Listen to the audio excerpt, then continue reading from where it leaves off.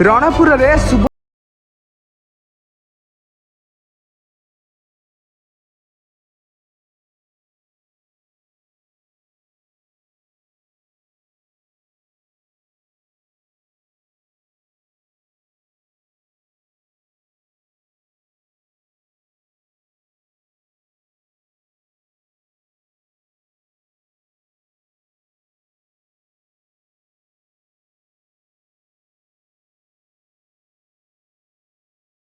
स्वागत सम्बोधन कार्यक्रम होता कौन था उद्देश्य यार उद्देश्य है आज आम ब्लॉक तरफ आम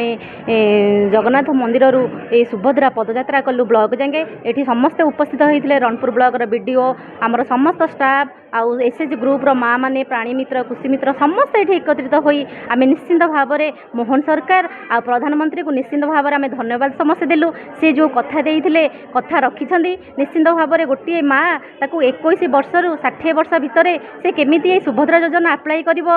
आप्लाय करके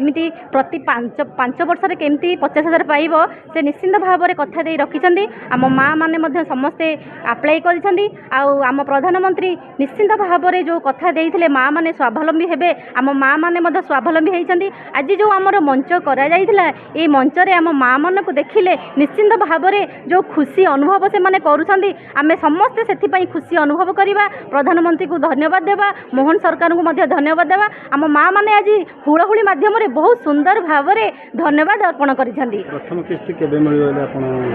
17 तारीख रे प्रथम किस्ती मिलियो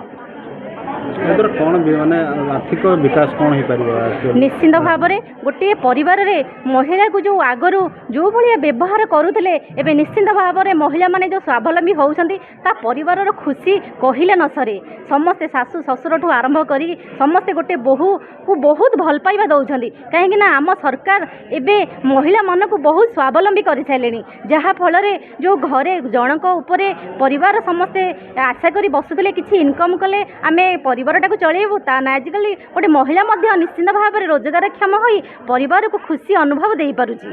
योजना को सफल हो आशा रखुछंती निश्चिंत भाव में सफल हम।